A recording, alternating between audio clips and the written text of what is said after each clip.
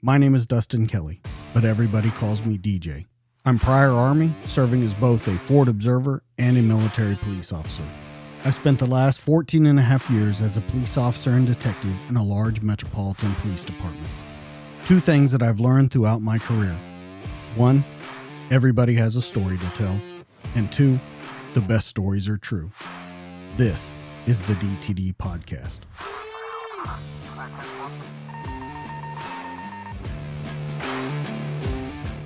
And we're live.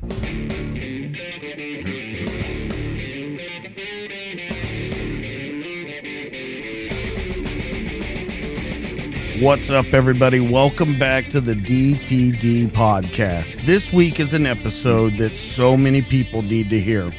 My guest has served the United States Army for 24 years, with the majority of that time as a Green Beret. He's seen his share of war with multiple combat deployments, but this guest trauma started way back in childhood, where he was the victim of abuse for almost a decade, even driving him to attempt suicide at the age of 12.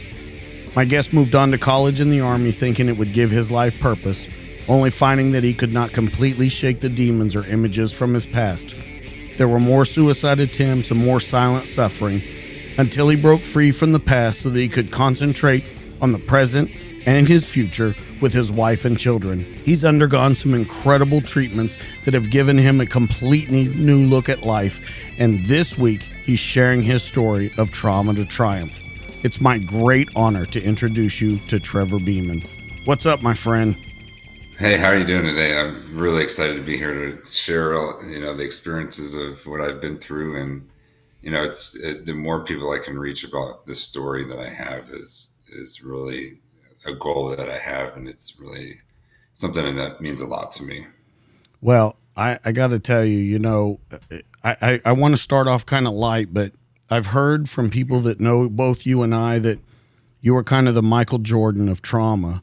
And after hearing your story, after reading about you, now there is a new book, The Invisible Machine, that has your story in it.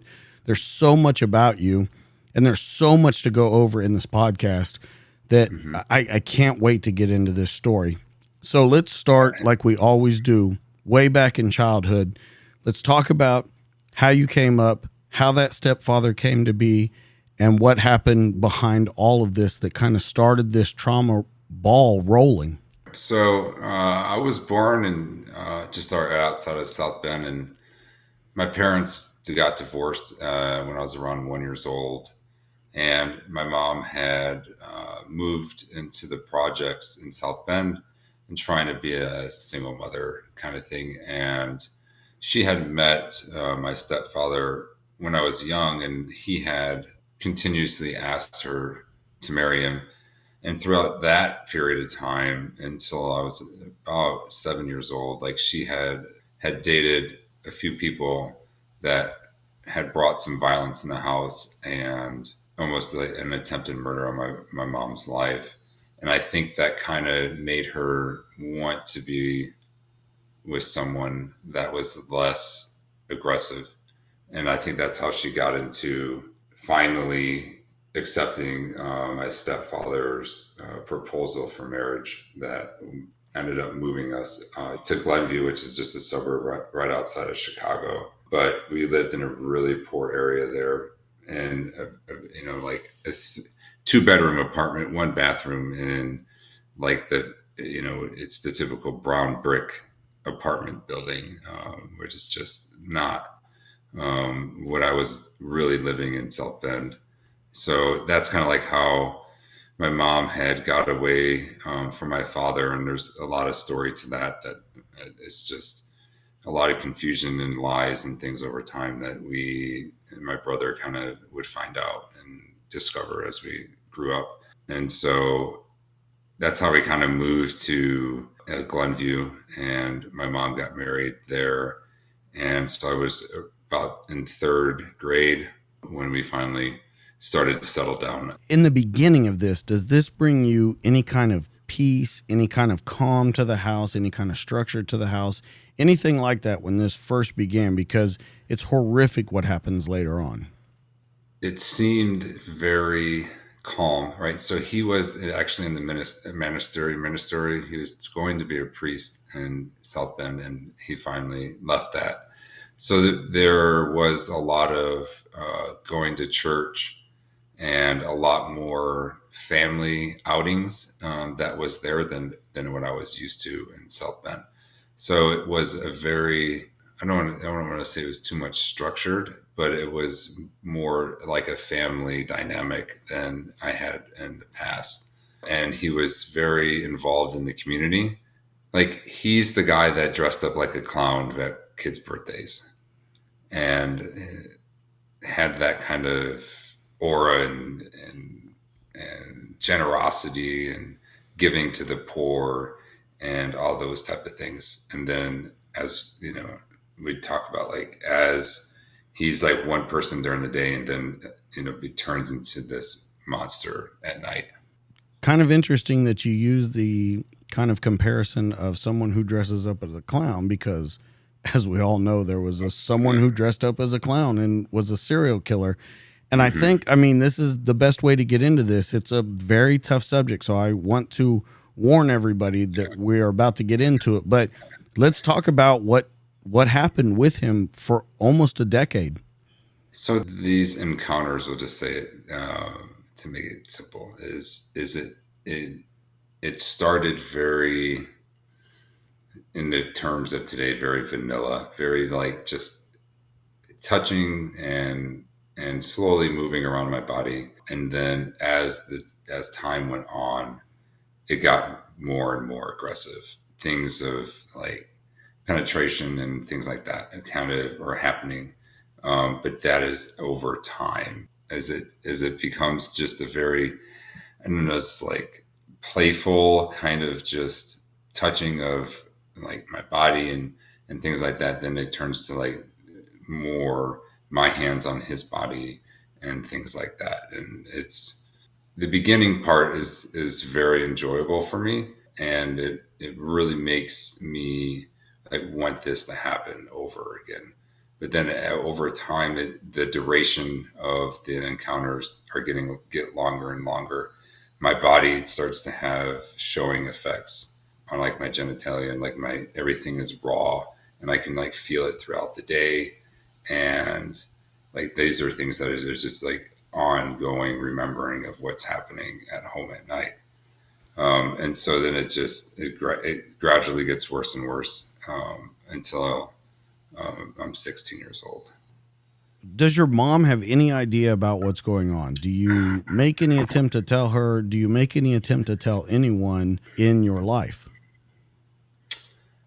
No, I was so afraid that I was going to break up this family. I was afraid of hurting my mom as that she found someone that she could finally be have it like have her two boys be comfortable and living a life that was better than what we had before. And so I was afraid that that would like be I would remove it all. So, was any of this going on with your brother at the same time, or do you know if that happened? uh, my brother hasn't ever said that anything ever happened to him. And he knows what happened to you, though. I mean, there's a lot of Yeah, people, you make TED Talks, you do a lot of stuff about it, and, yeah, and he knows yeah. about it. So, at what point do people learn about it? Because I know as we get further on that you start to figure out that maybe your stepfather is doing this to other kids. You Yeah, make an outcry. Is right. there anyone that knows what's going on? Or are you just suffering in silence and Yeah. just kind of, I guess putting all this away to build up for a future time? A long time ago, I used to say that when I got to school, I would put all of the things that were happening at home into my locker and I would lock it up in there. And then I would live my day. And then I would take it all out and put it back inside me when I would take my stuff out of my locker to go home. And so I learned to really compartmentalize what was happening at a super young age. And I think that contributes a lot to struggling in school and getting bad grades. And I know I must have been a really hard teenager to deal with. there's that kind of what I kind of used for a long time. It was just like bad things happen and I compartmentalize it and put it away and I just don't ever face it. Really, in my house, I was really shown like stonewalling is the way that we deal with problems. And we never really talked about it. But to get to your question about like, how did this all come about? So my mom was an ER nurse and we'll get into why this like makes me had a lot of questions after my kids were born because like I see if my kids don't sleep okay, like they're not okay the next day. And so for this to be happening for me for so long makes me feel like my mom just wasn't present, or maybe she just had so many things going on in her own life that she couldn't see us, which absolutely breaks my heart. But there, when I was 16, my mom had seen me, and I'm in the same bathroom where I tried to kill myself, where I'd taken heart control pills and slit my wrists. And she asked me, she's like, "Is your stepfather fucking you?" And I was like, "You finally asked me the right question." And my mom left. It took me, and I kind of unloaded everything on her in a few hours. And then we went straight to the police station. And I told the police officers exactly what was going on and how long it had been going on for. And they went directly to the house and arrested him. And that night he signed a full confession to everything he had done to me. And then it was in and out of court for about 2 years. And then when I was 18, I stood on the stand and said all the things that he had done to me. And he went to jail for 8 years. Okay, there's so many questions that come from that. Let's start with the first one. Let's start with the first one with your mom. I have to know, and I think a lot of people would want to know too. One, she's an ER nurse. She's trained in medicine. She knows kind of what to look for, not only as a mom but as a medical personnel. She obviously caught on at the age of 16. But do you ever look back on this and blame her for it happening? I try to tell myself I was better than her, that I hit it better than anything. But I wouldn't say that I blame it any on her at all. I just don't see how you can't notice things are not right. It's something that I've tried to reach out and get an answer to, and it's not much as came from those type of questions. And so you've asked her these questions. How does that happen? Yeah, and not to get too deep in our like family issues, but like it's basically like that was a long time ago, and those are things that she has to deal with, and almost to a way that I don't deserve those answers, kind of thing. And so I really haven't talked to my mom probably now in 8 years or so because of a lot of the questions after my kids were born that I had asked about my childhood and what things had happened with my father and when I was growing up and how I was as a child. And could you not notice that these things were going on with me because I see them in my own children? And there was not much of a response to that. Does she ever apologize to you? Yeah, I mean, she did the best that she could. That's the Is answer it that she doing? gave you. Yeah, yeah. Okay. And for the things that I've done and stuff like that, it makes it just hard to hear that. And I don't, because I see how my wife acts with our children, and I see how hard she fights for us and fights for other kids that with her job, and I'm like, I just don't know how you're that oblivious to what's happening. So do you think, with all the treatments, with everything done, kind of a final question on your mom? One, have you forgiven her? And two, do you think that that still affects you on a day-to-day basis? Because you and I have talked multiple times. You're 180 degrees in the other direction of what you used to Yeah. be. But do you think that those kind of answers to you, those kind of conversations that you've had and never really gotten finality on them, do you think they still affect you? No, I don't think so. I think in my early 20s, maybe early 30s, I think I kind of, with a lot of the treatments and stuff, I kind of put it all at peace. And like, I've came to realization that no answer will probably be good enough for me to know that like if you knew what was going on, you're never going to admit it. If you didn't know what's going on, I'm going to continue to say, how could you not see it? And so I don't think there is really an answer. And I've came to the acceptance that it's something that has happened, and I can't lean on anyone else that could have done the right thing for me. So that would kind of move us into the next part. With your stepfather, you took the stand at 18 against him when it finally goes to court, when it plays out in court. Mm-hmm. The first question is, do you get any closure on it with being on the stand about him? And do you get any, I guess you would say, a finality, because we talked about your mom. Do you get a finality with that situation with him?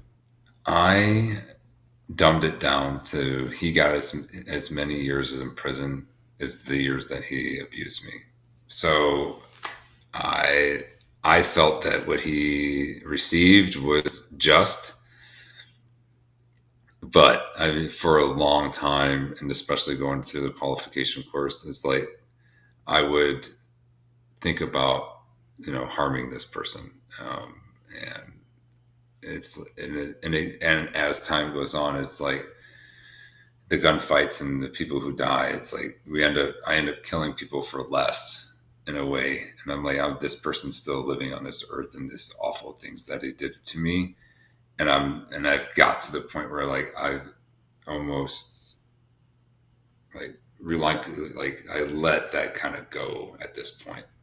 I don't, with some really really good treatment and a lot of hard work, I've got to the point where I can just say, I won't let you have control of my heart and soul and my brain anymore.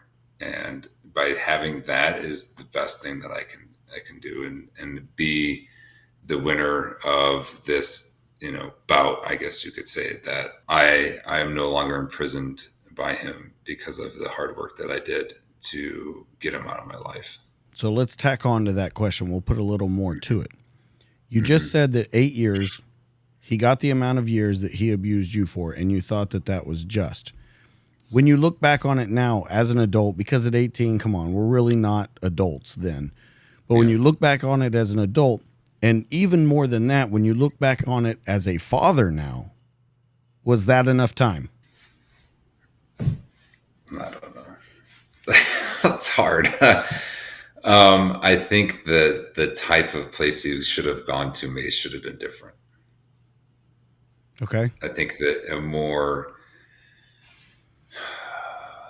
physical, more like general population type of facility, I think probably would have been more, because of the thinking that I have about what child molesters receive in prison would make it more acceptable, I think. So all this is over 18. Yeah, and by no means do I mean we're done with this part of the story, but 18, you decide to go to college. You think that you Yeah. can move past this, get on with your life.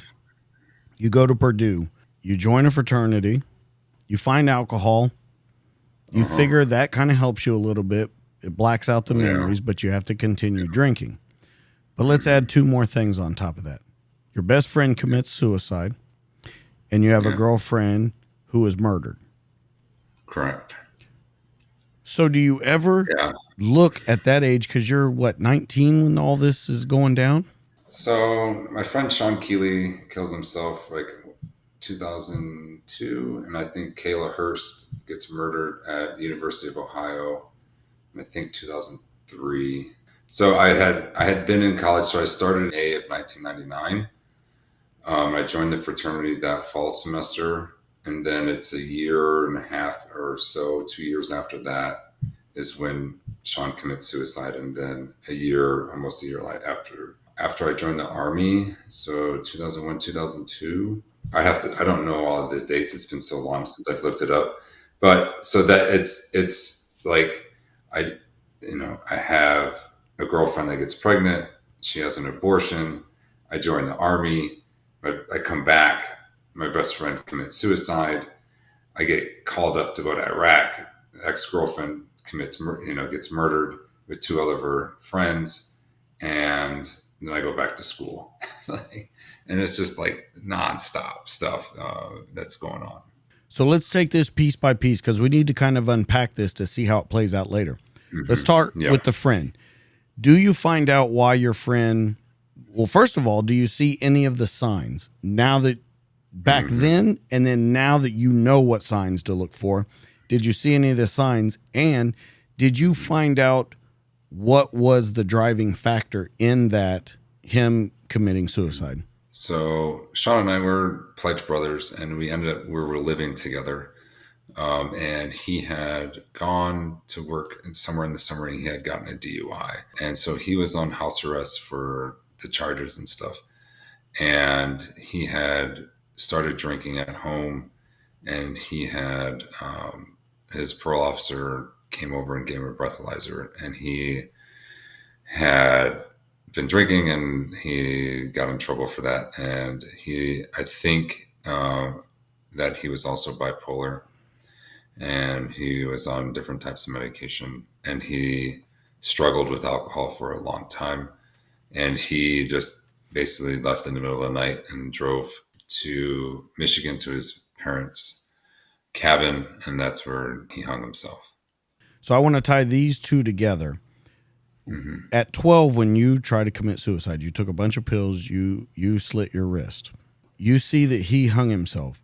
First off, what memories does that bring back? Because you saw it at a young age, so it has to be burned into your brain at such a young age. When you see that this happens to him, yes, it's not the same way, but once this becomes a reality that the completion of the act happened, what does that do to you, and does that take you back to the childhood again? Yeah, I think so. But we drank quite a bit, and the thing about this was different is that we like shared his life together as the members of the fraternity. And where we were living, people would come over and spend time with us because it was four people living in the house.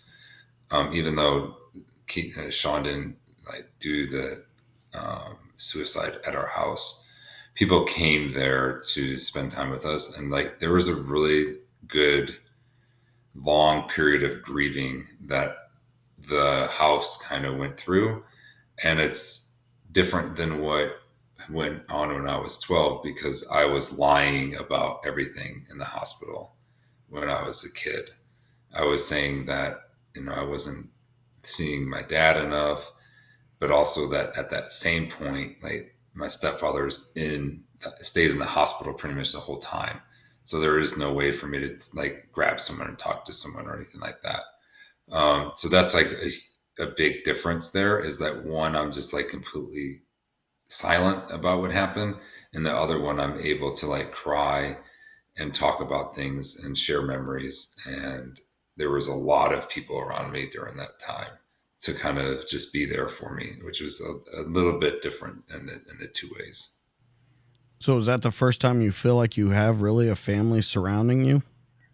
Oh yeah. So that's when I really felt like I had a father. It was like the upperclassmen, and when I was at Purdue, there was some older guys that were coming into college that I really was able to look up to and ask them for guidance in life. And socially drinking was okay, and it seems to be okay for a really long time. Especially as I move into the military, it's a very much accepted practice. So abusing alcohol there wasn't hard to do, and either was as I move on to living in a country club and living and being around different army units. It's still the same acceptable behavior, but I didn't get very violent, or I didn't get out of control, or I didn't like black out and do weird things. I took care of myself, and I was responsible in that way. Is that so that I didn't get in a whole lot of trouble? But don't you think the whole point of you drinking then was not to cause trouble, was not to go out and party? It was to black out these memories. That was the whole point of drinking every single time. We can paint it in any light that we want, but you and I have talked, and that was what it was blacking out those memories. disassociative. It's to not feel anything and to not see it in my head anymore. The memories just were gone. But they've got to come as soon as you wake up from that. And as soon as you got to do your next day, they've got to come screaming back in. Yeah. And so it's like even before my feet touch the ground, they're already back in me. And so then I just got to find things to do. I work hard. I'm always doing stuff. I'm always on the move. I'm just constantly just can't sit still. I'm just like people would just say like I have like ADHD or something, and I'm just constantly doing something, riding my bike, going somewhere, finding something to do. So there's not a whole lot of time where it's just relax and like think about the past. That comes up later. I really focused on like the past, and especially in selection. I think I had a lot of time to like do some deep thinking and deployments and stuff like that. Really allow you to have some free time. So, does anyone know, because you said they kind of paint a picture of ADHD or anything, does anyone around you know of the past, or is that still to yourself? No, so when I was rushing the house is when it was during the last week of initiation, is when I went to go on the stand. So I had to tell him why I was leaving, and I was like, "This is what happened to me as a kid, and I'm gonna go put this guy in jail."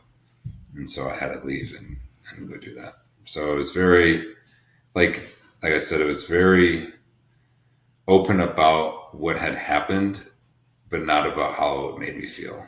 But I think once again, we talked about that, how you felt.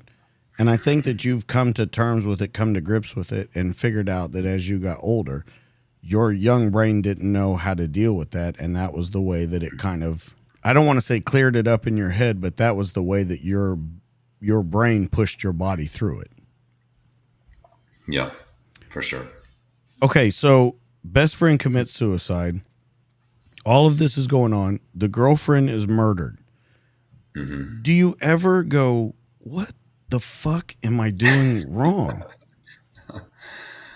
Well, I mean, she was just a gal that I was with before I had left to go to basic training, but she meant a lot to me. And to have that happen with that such a violent thing when I was just, 22 years old was hard to deal with. Like this innocent, beautiful person life was taken, and it just didn't make any sense. And like, I don't know how people could commit acts like that for like for simple crimes of just like a bad marijuana deal, and whole incident is just bizarre.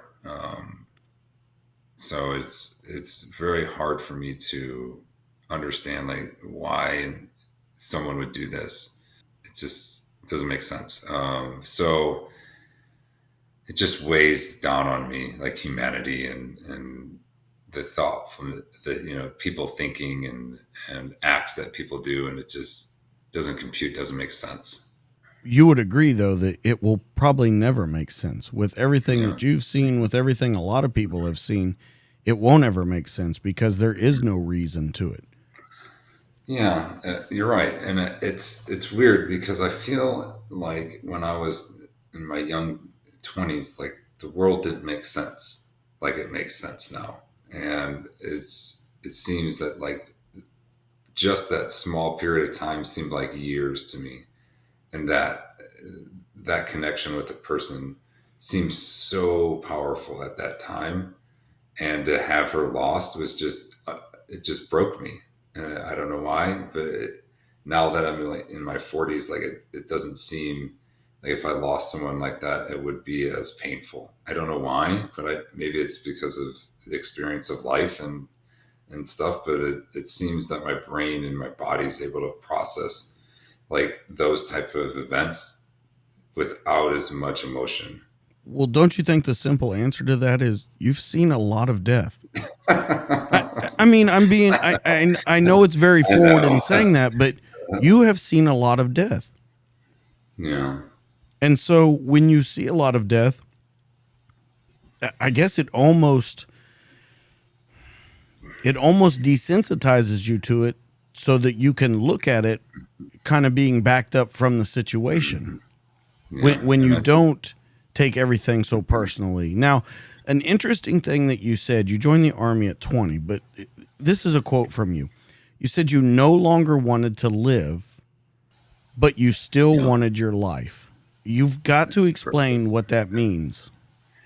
So the honorable death, right, is so that I in a legacy standpoint. So like for like my grandfather who was in the army, and for my dad who was in the Air Force, and other people, and the loss of my friend kind of adds to this idea that like I didn't want to be selfish, that I wanted my something to of my life mean more than when the first time someone thinks about me and talk about me is that they say, and this happens with everybody who commits suicide, is that that's what the first person said.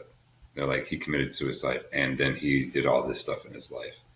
That first like line, could not, I didn't want to happen. So that's like the honorable death thing. But inside, I was dead, and I was so tired of living with this horror nightmare in my brain that I lived every day. And I was just like, I just wanted all the pain that was in my body to be gone. I just didn't want to feel it anymore. Now, at this time, you're not a Green Beret, right? You haven't gone to the Q course yet either. Okay. No. So here's the question to that then. Do you think that, I guess, the process wasn't moving fast enough in regular Army? So you think, well, I'll up the ante on this, and that should make this happen quicker. And then on top of that, I want you to answer, do you think you took unnecessary risks, unnecessary things that you could have probably avoided to rush this into existence?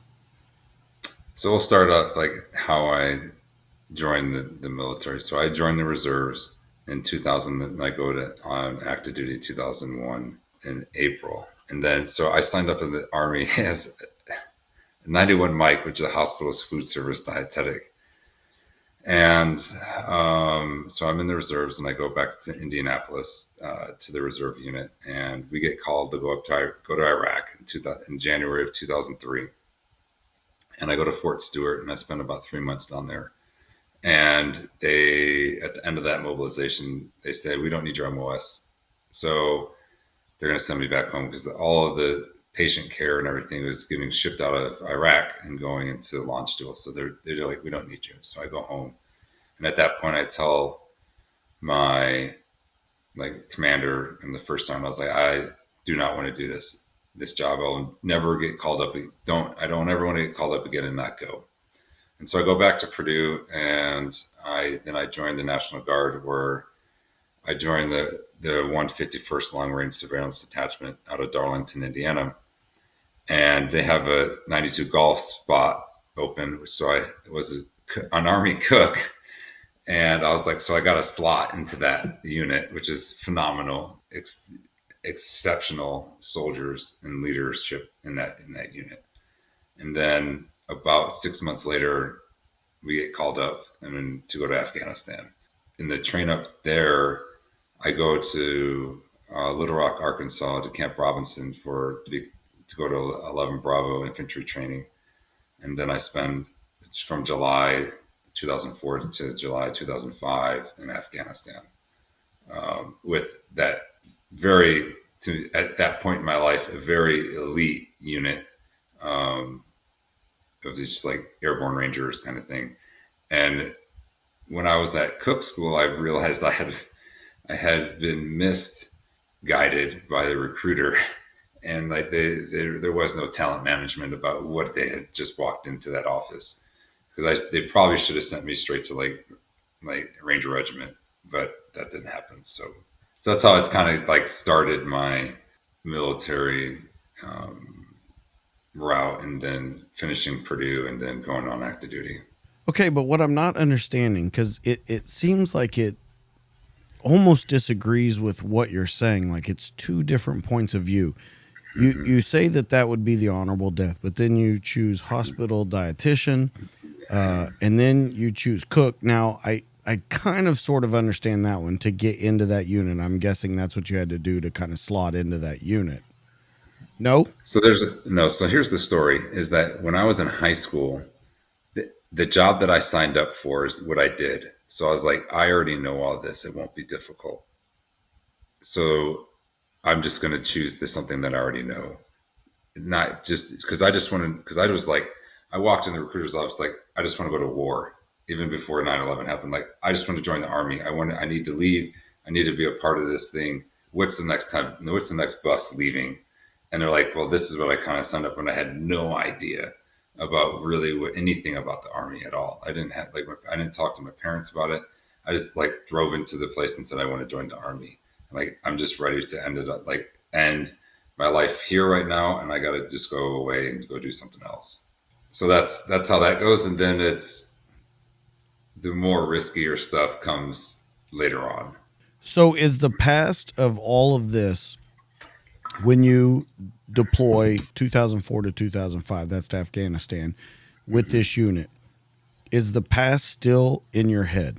Oh yeah, oh every day for sure, and it's hard. There's not a lot of alcohol in Afghanistan or stuff like that, and so we went on patrols a lot, and it wasn't at that time Afghanistan. It wasn't really kinetic, and we didn't get into like firefights or anything. It was just we went to some bad places that I didn't really know that it was until later on in my career, where we had went and we were still in light skinned vehicles, and we worked with the Gurkhas, and we went all around, like from most of the time we were in Kabul, and then we spent some time in Kandahar, and then we went into like Lashkar Gah and up to like Camp Price and things like that.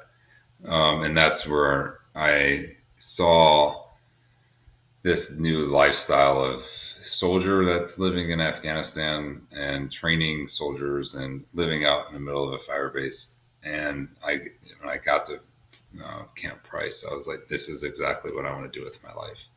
And that's where the Green Berets were living. And we did pay missions for the ANA. So we brought money out to the ODAs so they could pay the ANA guys. And I was like, this is exactly what I want to do. Because like when I first thought about when my stepfather was abusing other children, the kids had been diagnosed with autism and Down syndrome that he was taking care of. And at that, I was like, I think I put in this like inside of me of like, I have to help other people. As I learned more about what the Green Berets did and all the, you know, free the oppressed, it's like, this is something that I can make a change in someone's life. When you go there, and you've talked a lot about the Q course, getting into special forces, and a lot of our conversation that we've had before is during the Q course. You have a lot of Oh, time to yeah. just walk around with your thoughts, and I mean that literally. You have a lot of time to walk around with your thoughts. Not really. I think you would agree. Is it a team based situation that you're in, or are you pretty much an individual doing what you need to do? So I think that like evolution of like being an individual into going into a team happens over the time of when I went through it was 2 years long. So it's at selection, it's really just like what can your body do and what can you perform. There's not a whole lot of like mental power there. It's just boots to the ground. How much grit do you have in your body, and how strong is your back and your will, and can selection and assessment break you, because that's what it's designed to do. During that part, it's you're walking by yourself. It's a self-guided kind of course, and you get to walk to the woods. And I didn't really see too much of a problem with land nav and anything like that, because I just thought about my life and the things that I had gone through and the things that I like, planned for the future and think about the past, and it just kept my mind busy when I was walking, 10 kilometers to the next point. And I didn't really care about the rain or being cold or being wet. Like, it didn't bother me. I really started to see that the the way I felt as a kid was almost like my superpower inside me, that no one could ever break me. That there's nothing that anyone could do worse to me than what happened to me as a kid. So I was like, this is easy. They feed me, they let me sleep, and I get to work out, and like I'm gonna get to be alone, and I get to just think about what I've been through and ponder life. And I just put a lot of time into that, thinking about my own life and the things that I had been through. The two things that come to mind off that, though, is, and the reason I ask you as an individual or a team, because it's very much starting as an individual, developing into a team. You said thinking about it helped you kind of get through it, keep your mind busy, and things like that. But it Hmm. never goes away. You never find conclusion in it.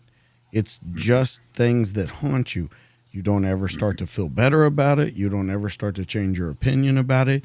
It just almost seems to be that coal in the Yeah, train that's driving you forward. And yeah, then number two, you have such a switch when you said that the best friend committed suicide. You had this family finally coming down around you. Now in selection, you're back as an individual. You have no one telling you they're there for you, anything like that. This is there for you to prove. And it doesn't happen until you get to that team. So, how do those things help you? Because I'm not understanding if you can never change your opinion on it, never get finality from it. I get that it drives you, but at a certain point, you're just driving an empty train. And then when you finally get to that family, how does that hmm. logic, does that thinking change at all? So one of the greatest things that the Army has is that you have graduations. And so there's every 4 weeks or every 6 weeks, there's always something that is to be achieved. So it's like I have small goals to go after, and I go after, and I keep my mind like, hey, it's only 8 more weeks, or it's only 4 more months, and I'll achieve something, and like that achieving that thing meant more than anything, and so I could just focus on that goal, that mission, and that was that, and so it helped drain out a lot of those like suicidal thoughts and those things, because I was like always driving for something, always working towards something new. And there was always someone new to meet and always something new to have to go do. And so the Army is really good about keeping you on task and having accomplished new things for the beginning part. And then we get into language school and it's a little bit more hands off. But that's it just makes it difficult because you have more access to alcohol than when you're out at Camp McCall, and now I'm going back to school setting again, where I feel like I know how I'm supposed to work and act in this setting because I was from going to school, and now I think that all of those like intrusive thoughts start to come back again as I'm just like sitting in class for months at a time, and I'm struggling with this language thing, and it's really hard on my brain, and I'm giving it everything I got, and I'm still failing these exams. But then it's like then you get back and you go to another kind of team and you go to MOS phase, and unfortunately then and during MOS phase, Jay Severe, one of our teammates, dies running on a treadmill, and his heart basically exploded. So we had to go to a funeral during that course down in Austin. And so then there's always this new like storming, norming, forming kind of team building thing that continuously happens. So throughout this whole entire process of becoming a Green Beret, so it's you're never with the same people the whole time. So you're always learning new people and having new experiences, but to get real deep down in who we are really never happens. Were you scared of who you were deep down inside? Hmm. I don't know. Was, I think, confused about who I was for a while. That I was on the outside, more of a soldier than was really inside me. I think maybe. Okay, explain that. So it's like the uniform makes you seem as if you're something, and all the tabs and all the badges and all the rank, right? It's like a shield on top of us that kind of like is a barrier between really inside you.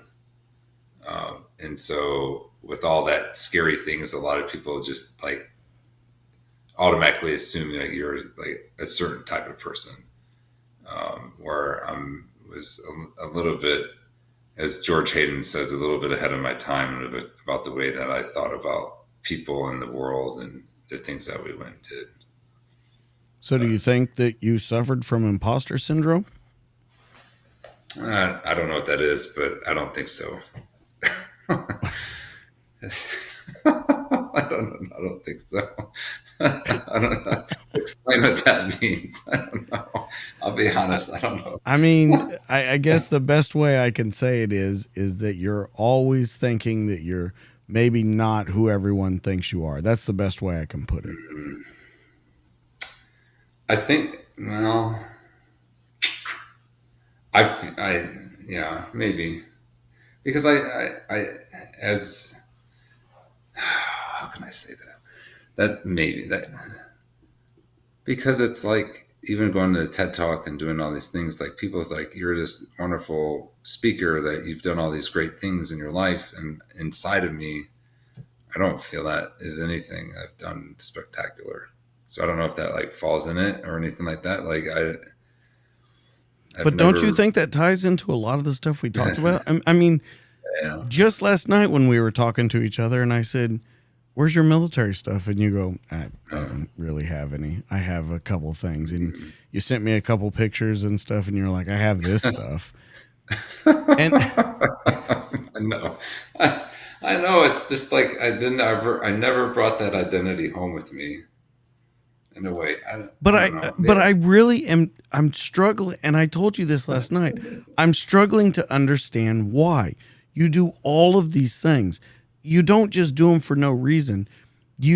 And we'll get into your combat deployments and how many times and all that kind of stuff. But you don't do it for no reason. But then you just step away and you're like, yeah, whatever. Yeah. I mean, I get it. There's Yeah. there, I there's know. a humbleness to it. I get that. But at a certain point, I go, wow, this guy spent 24 years of his life doing this, and he has like 5 quote unquote knickknacks sitting around. Yeah. It's just, I don't know. I was thinking about it today, and I was like, I just didn't really get a lot of stuff for my teams. I don't know. I don't have no idea. Wasn't a person like I need a plaque when I leave, or like. Well, I think you described it to me when you said one of your senior guys had told you at one point, if you're not one of the guys on the wall, there's no reason that, and I'm kind of paraphrasing what he said, but that there was no reason to really celebrate yourself. But it still begs the question to me that at no point in your military career, because you say my team didn't give me a lot of stuff. Yeah, but you earned a lot of things. There's things that could hang on the wall to show that you're proud of it. And that's the part that I'm having trouble kind of putting into place, because it almost seems, and I don't think this is the case, but it almost seems like you're not proud of it. Oh, it's hard. There's things that I'm proud of, and I think war and going and doing those things is even harder.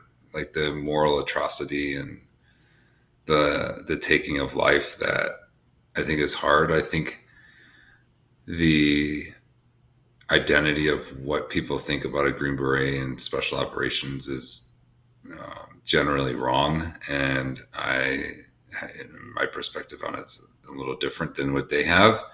And so I mean, even with when people, I have a hard time when people are like, thank you for your service and stuff, because I just like, I didn't do it for you.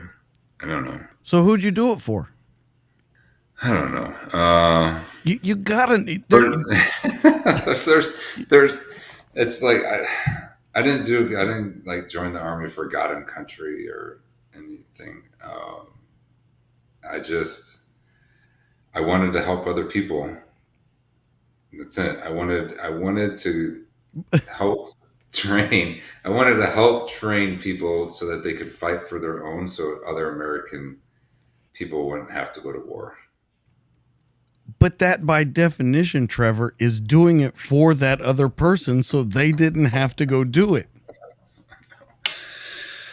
No, but I don't see it. Like, I don't feel it like that though. And I want to talk to you about your combat times. Now, 2004, you go to Afghanistan.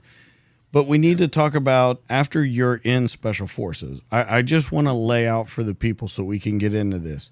You have deployments to Afghanistan in 2010, 2011, 2012, 2013, and 2014. We have to talk about all the time that you spent over there. I've even heard you compare downtown Kabul to downtown Chicago. correct. Okay. First off, with everything that we've talked about in the past, all the stuff that you struggled with, you even mentioned tonight that you had killed people for less than what your stepfather did to you.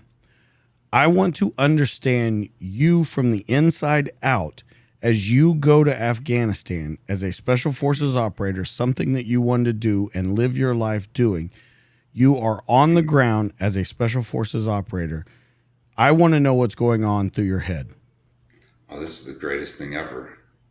It is the most freedom I've ever had in my life, being there and being on that fire base with that ODA, having 200 square kilometers of land that we had to patrol, protect, bring governance to, that I could really affect another human's life because of the things that I did or didn't do.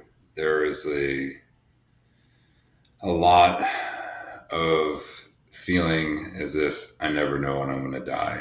There was where we were, there was on Western Afghanistan, there was a lot of IEDs and stuff that was a constant threat to us. But I would end up going on patrols and be away from our main fire base for like 30 days at a time.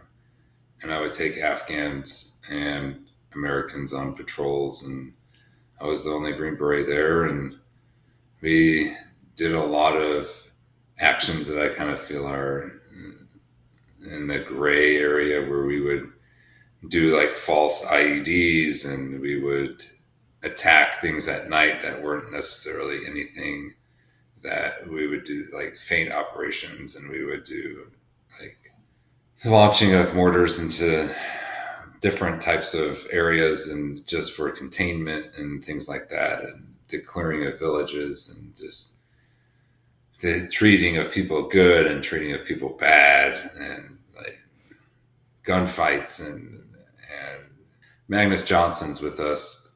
He's the owner of Mission 22, and he had left after that. So this is going to be my third deployment in 2011.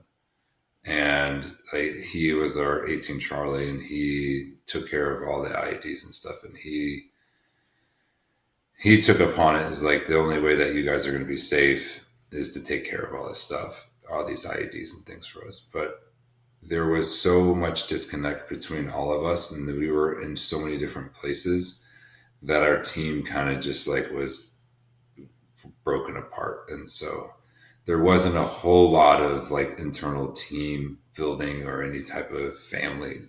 I don't think a lot of that either of the those two deployments in 2011 to 2012 into 2013. I didn't feel as if like what everyone thinks, like this camaraderie of men. It just wasn't. I never really necessarily felt it. Okay, so let's talk about the contradictions of the statements that you just made. But I want to point this out because your brain is so fascinating to me, how you think, because you think that you're going in one direction and all of a sudden you go in another direction. When I just asked you how you felt when you got on the ground, you said, "This is the greatest thing in the world." And maybe 4 sentences later, you said, well, we did things that are kind of in the gray area, and I don't know how I feel about them and things like that. That's a huge contradiction between the two. This is the greatest thing in the world, and I don't know how I feel about this. So Yeah. you got to tell me how you settle it in your brain. Drugs and alcohol. Like I lived off of Valium when I was gone. I ended up injecting synthetic opiates, and I just start to kill all the pain that's inside me. And it's like the necessary evil that we have to do, and but also like the humanity of me is being ripped and taken out of me at the same time. But also at the same time, we're doing like humanitarian things and giving food and supplies to people and building communities and villages back. And but then it's day and night kind of things. Like there's things that we do during the day, and it's like, hey, we're great people, and then things that we're kicking down doors and searching people's homes in the middle of the night, living this two different lifestyles, and it's very confusing. And like it's exhilarating though. It's the dopamine rush that is incredible of doing things with little sleep and going places that is not safe for us, and completing missions, and yeah, just traveling over a long distance of space, and not getting hit by IEDs, and being able to live through that. And then we come back and like we live in a kind of a semi-safe place, and like and then we try to sleep, and it's just an ongoing continuous, however 7 months long of nonstop, and it's just draining. And I left, and I cried on the helicopter all the way until I got to Bagram, and I was just like, I have no idea how I lived through this at all. And then 6 months later, I went back to the same place, and it was scary as hell because I didn't know how I was going to make it home. Something that you just said there, and I think it's interesting to tie back to the childhood yet again. When you described your stepfather in the beginning, you said he was one person during the day and he was a monster at night. And when you just compared your time in Afghanistan, you said during the day we're one thing and at night we're doing something completely different. Have you ever thought about the parallels between the two? No, no, I haven't. Not till right now. No. Do you think that's why you had such trouble with some of the stuff that you were doing? Because you didn't want to be that guy. I've asked you that before. You were worried about being that guy. Do you think maybe that's why you had such trouble evening out in your brain? I don't want to be that guy. I mean, the way you make it sound, it makes a lot of sense. It makes it almost attainable or attributable to something in a way. I just, when I heard you say it, I'm like, wow, that's how he Yeah. compared it before, was day and night. And you've told me, because we've talked about this before, about becoming that person and about worried becoming that person. When all of this was going on in your brain and you're seeing these traumas, do you feel at any point that you're losing your humanity? Oh yeah, for sure. Absolutely. I think it's after my fourth deployment when I felt like the compartmentalization of being a forward deployed Green Beret and being back home in North Carolina kind of merges together. And I felt like I brought that guy home with me, and it was hard. I think like I said, like the compartmentalization, like I had learned as a kid, like I'm going to leave this there, no longer stayed there anymore. And it finally came home with me. And that's when I was like shooting up at home and starting to drink a lot more. It's just things internally started to get worse at that point. What is the switch? What is the catalyst that makes this happen? Where you, because for so many years you did it so well compartmentalizing, even through, I guess we're up to like 3 deployments on your 4th when this happened. So what was the catalyst that pushed you over and you said, I can't do this anymore. I can't compartmentalize this stuff anymore? I think it's like when my wife gets pregnant. I think it's when it starts to really seep in on me that like the things that I was doing is not as glorious as I felt it was at one point. I don't have like a pinpoint time in my brain where I'm like everything just came colliding together. Right. There wasn't an event that pushed this into happening. So then what was it about your wife becoming pregnant that you think made you change this thinking? You had to have taken a completely different approach to thinking. Of course, you said you always had trouble with that gray area stuff, but for it to come completely apart, not be able to compartmentalize it anymore, there had to be a reason. And what do you think that is after your wife got pregnant that made that switch happen? Well, I mean, I was really scared that I was going to somehow, in fear of life, of like hurting or doing something to my kids that had happened to me when I was younger, and that I would not be understood about how and the things then who I did and what I did as a soldier would be understood by my kids. Like that didn't seem to me as like that's what a father is, and that I wouldn't be like a loving father to my kids because of the things I had done that had happened to me and that what I had done to other people while I was away. But you don't by any means think that you were a bad person, do you? I don't know. It's if we weren't there, would people still be alive?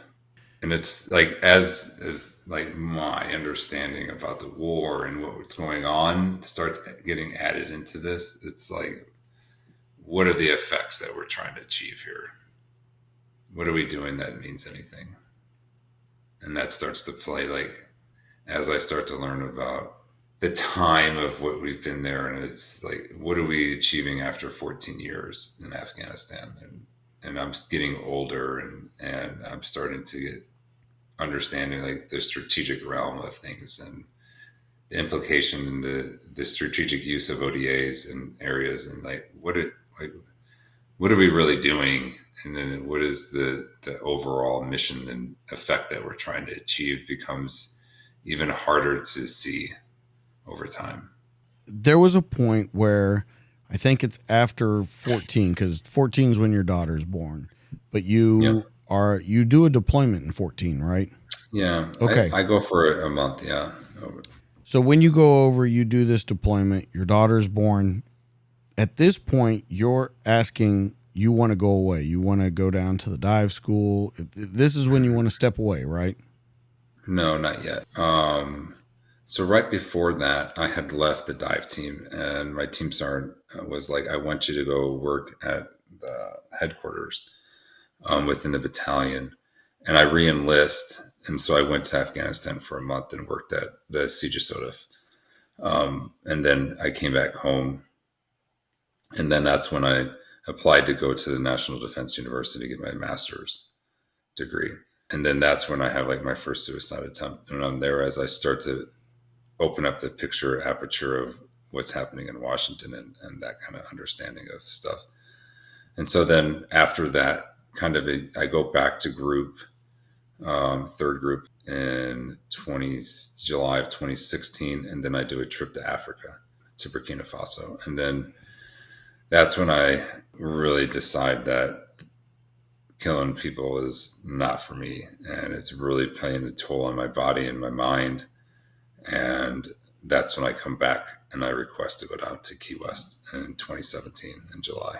Okay, so let's roll it back a little bit to 15 then, because I was a little Yeah. confused on the timeline. Yeah. So October 15, first suicide attempt. Now, what month in 14 is your daughter born? In April. Okay. So April 14 to October 2015, you had done, you said a month in 2014 in Afghanistan, but you come back. October 2015, your first suicide attempt. Now that you're back here, you're a grown man, you've done this. Do you reflect back on the childhood? And this is where I think that you went back there, but I also think that that goal of dying that honorable death and stuff, it didn't happen. No matter what you did, where you worked, anything like that, that never happened. You said you even cried on the helicopter and couldn't figure out how you made it. Do you think that you're just going to have to take matters into your own hands to do it? I'm trying to understand why this Yeah. happens. First part is that I'm drinking excessively than I had it before. There's a lot of education stuff that's in this program for strategic studies that's it's putting a lot of emphasis on politics and diplomacy and things like that. And I start to feel as if I'd been almost betrayed by the US government and their feeling about how they feel for service members and what our role is for the United States government to kind of why we're here and why we exist is it starts to feel as if like I'm just leverage for the country to do its bidding. And so that it really starts to break my heart about I really felt like we were bigger than that. So I'm drinking.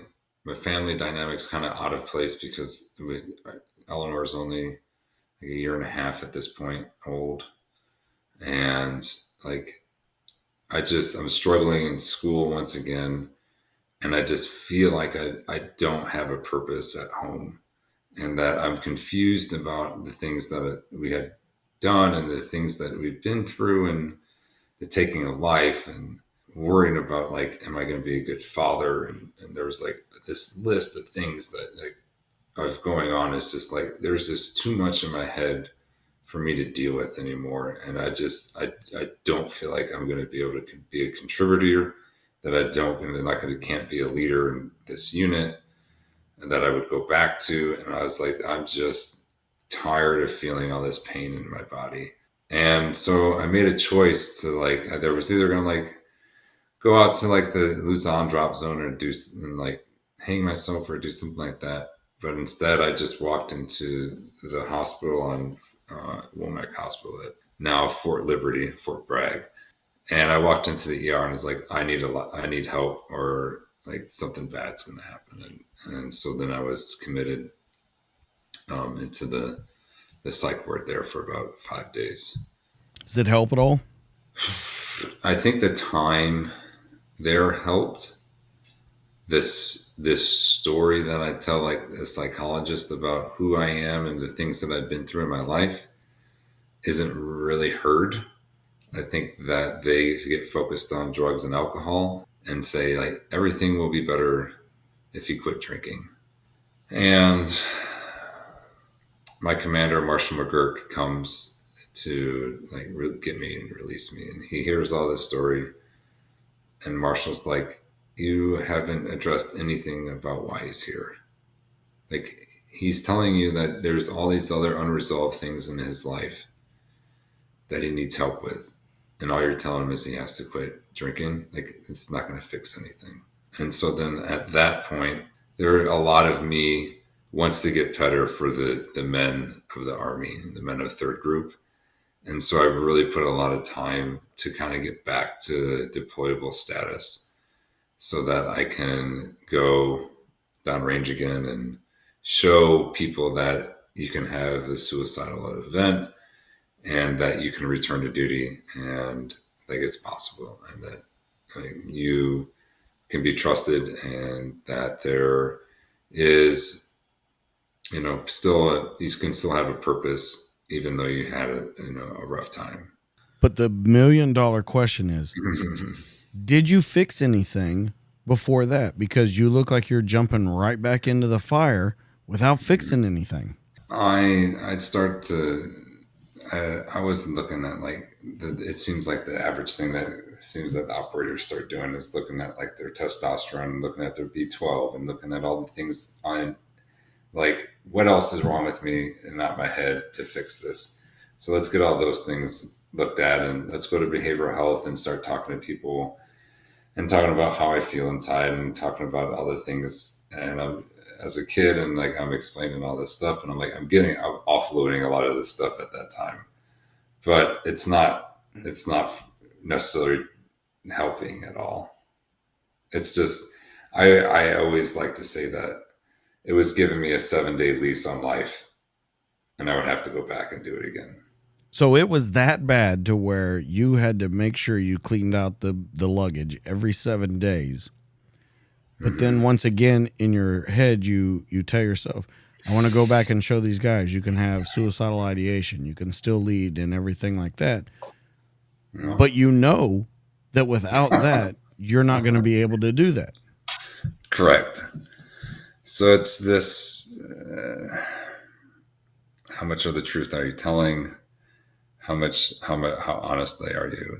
How much of the truth were you telling? I don't know, probably about 50%. So you're telling them what you want them to know, not what they need to know, or It's how's a it I working? think it's a mixture of both. Like I don't want to be so far gone that I'm like need to get out of the army, but I'm going to tell them enough to say that I'm getting better over time. That like scores are coming down and all these other things. That's helping. It's not as bad, but it's not getting better at all. Like so we have an event and I'm elevated and I come back down for a while and then I start the treatment processes and it's just talk therapy. It's nothing that I go through later on. And so I'm just sitting down with the social worker, just saying like how I feel and what's going on in my life. And I'm like, we're not getting anywhere at all. But me just showing up here makes it enough that I'm doing better. You have said on multiple occasions, just talking tonight during this conversation, that you didn't want to be seen as this person. You didn't want to be seen as a bad person and everything like that. So I wonder in your brain, when you think about the suicide, how do you think people will see you? I know you said in the beginning they say he killed himself, but he was a Green Beret, he was this and that. Don't you worry at all that people will say that maybe something bad or something will come out that you didn't know about? You can't control the narrative, anything like that. Do you worry about any of that? At the time that I'm like having a suicidal event or like having ideations, there was no care about any of that. But it's no care for myself or my family, my kids, all any of it's gone. I as I get more and more treatment done, I start to recognize how painful that a suicidal event has on other people and would and have on my family and my kids, and it starts to deter in my brain that this is not an option, that I really got to fight against it because it it's so toxic and that it doesn't solve anything at all. It I hate saying it's a coward's way out, but to me it's like you weren't man enough to face the problems of your life and you just wanted it to be gone. And that's to me it's this like over time it wasn't it wasn't viable because of all the other things that would come from it, that even though I wouldn't be able to see that, what would just how many lives and people would be destroyed because of it. In essence, you're turning the corner when you're Yeah. thinking about this stuff. When you go to the dive school, you actually love being at the dive school. You love diving. I guess. I fucking hate it. It sucks. It's not fun. It hurts a lot for some reason at first. Like so, I'm like, man, this. diving stuff really hurts my bones a lot. But it's there's a lot of purpose there. There's a lot of things to do. There's a lot of I people to count on you. There's a lot of being an expert at something that you're not necessarily an expert at before. There is a community there that I hadn't had really because it's a necessity down there in Key West. Both of our kids are born at this time. We lived through a hurricane. Like there's like these wonderful family team building events that we go through that kind of shape us to who we are today. And the whole spearfishing thing and diving stuff, like it's I'm so thankful that I got to go down there. The reason we talk about that though is because we get to another setback. You I know. It's so messed up. I know. you get put on a medical condition where you can't dive anymore. Yeah, that's right. So let's talk about the medical condition, what it means Yeah. for you diving, what it means for kind of your future as a Green Beret. So I have a PFO, which is 25% of the population has at birth. Basically, like there's a flap in your heart that doesn't seal up the first time you take a breath. You're supposed to not be able to go to dive school or be a diver if you have this in your heart because it allows more nitrogen throughout your body when you go down to depth. And so the partial pressure of nitrogen is compressed. And so with this, it puts more nitrogen into my bloodstream, into my muscles. And so then when you do 1 foot every 2 seconds, and then as you breathe and exhale, the nitrogen comes out of your body at a time, right? So I have excess. So that nitrogen gets collected into your joints. And unfortunately, what generally happens is you get decompression sickness. And my last dive in July of 2019, I got the bends and I ended up doing about an 8-hour chamber ride. And I'm lucky the bubble got stuck in my leg and not in my lungs or my brain, or I would have been at 130 feet underwater and I would have probably been brain dead.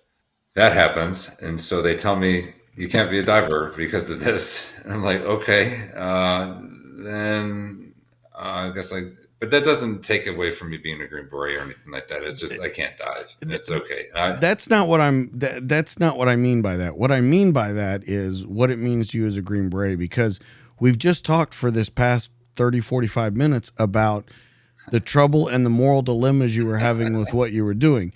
Then you go there, you don't really have to deal with those moral dilemmas and things, but now they're saying you can't stay here either. So Yeah. it definitely puts a stress back on you of, okay, well, where does this mean that I go from here? Yeah. But I mean, be honest, I was okay with it because the thing I really fell in love with was spearfishing, and it was on a breath hold, and I didn't use compressed gas, and so I didn't really mind. And it hurt my heart for about a day that I wouldn't be able to dive with my kids on gas, but like my kids were diving at 5, 4 years old. They were diving to 15 feet underwater with me on the reef in Florida. And I was like, this is perfect. They don't need to be able to stay for 30 minutes underwater with me. Like, this is fine. And so I kind of just let it go.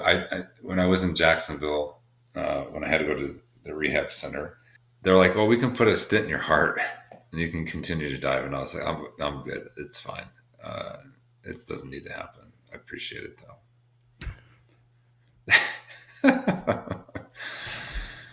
We need to go back though, because before this happened, 2018, you're starting to get a lot of suicide ideations again. So we go from 2016 2015 to where you walk into the hospital. 2018, you start getting a lot, but we need to talk about 2019. You start getting a lot of, and describe to everybody that's listening how you described it to me, because you said that you'd had them before 2016, 2018, but they really started to make you nervous because of how they were happening. Right. So the suicidal ideations and stuff were significantly troubling, some because they would happen when I was excessive binge drinking. And so then when I went to the Jacksonville Drug and Alcohol Center, because I had uh, been diagnosed as alcohol abuse disorder from the VA, and having that on my DIVE physical, I had to go to treatment. And so I ended up going up there, and I hadn't been drinking. I'd been there for a few days, and I feel this all of like my soul is turning black inside me, and I feel like the purpose of my life is over, that I will not be able to be a provider, that I have no love for my wife and my kids anymore, and that the purpose I have in life is over. And I was like, I am just a burden, and I'm a threat to the livelihood of my wife and the family. And the scary part about all of this is the first time, or well, I'd say the second time, because when I was 12, I wasn't drinking. And now I was just about to turn 39. So I was 38 years old, and I was sober. And this was like the worst way I had felt about myself since I had been 12 years old. And it was extremely scary. And so I just told the counselor, like, hey, I have to go somewhere safe, because for the last 2 days, all I wanted to do is drive my car into the tree and just die and not be here anymore.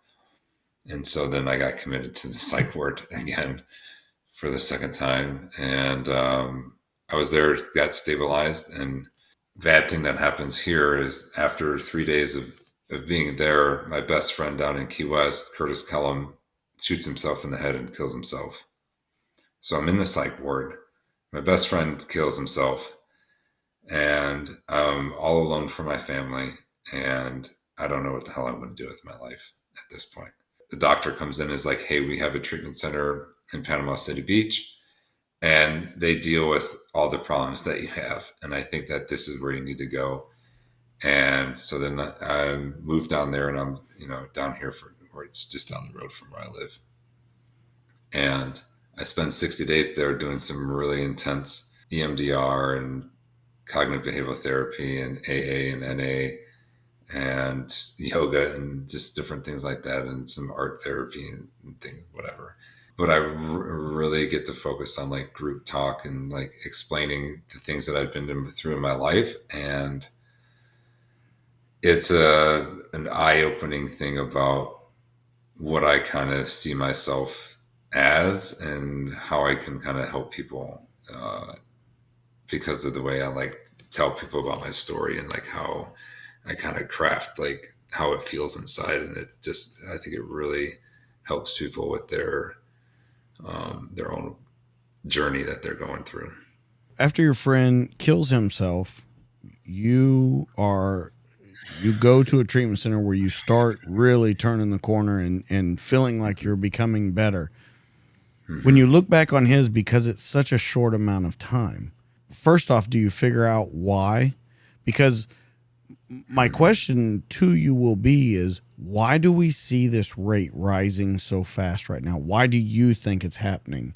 And then did you ever find out the storyline behind him? Because you were gone, you were in the psych ward. What happened? So before I had left, like Curtis had an event where he was dealing with a lot of alcohol abuse and a lot of anxiety and a lot of things that he felt he couldn't control. He was in the 82nd, and he had done deployments to Iraq and Afghanistan. And I think he had a rough childhood, and he didn't find purpose in his life after leaving the army. He had hurt his hand and like broke his hand, and he got medically discharged. And I don't think he had enough time before he left the army to really kind of grow out of who he was. And I think he was kind of stuck there of like being a deployer in that life. And it was confusing, and he couldn't be settled in his own skin. And so I think that's for him. But a rise in, I think that there's an elevated suicide rate amongst people who train to kill people and have this training that it's okay to take life. I think there's this morality thing that goes with it that is hard to hold onto. That it's wrong to take someone else's life, but that's your job, and so that's one part of it. And then the other part is that people aren't given enough time to grow out of this portion of their life before they're removed from it, to be able to say, like, I'm going to say goodbye to that who I was, and now I'm going to grow into being a new person. I think that's, to me, those are the two things that are the number one things that have an increased rate for a suicide like event. I want to bring up your text that we talked about today on there. This is exactly what we talked about on the text, where you said that there were people leaving the job early. They didn't have time to grow into the person that they were going to be. I think this kind of once again ties back into what we talked about your knickknacks that you have.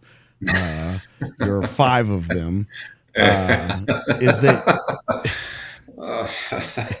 Honestly, I love it. I think you and I have talked and you had time to grow into that person. So do you think that on a bigger scale than just your friend, just you, that people don't have time to grow into who they are? Or is it like a lot of people, because I almost fear that it's this way. People don't want to be another person. They don't think that this ride is ever going to end, and they never take time to look what's going to happen in the future. And when it hits them in the face, they have no way to control it. I think it's very scary. I think it's almost as scary as, like, I'm going to join the army. Like, now I'm going to join and do something else. Like, that's a really big, like, commitment, like, that I'm going to go do. And, like, to go do that, I can, like, people might be able to remember that day where they're at MEPS and be like, this was the scariest thing ever.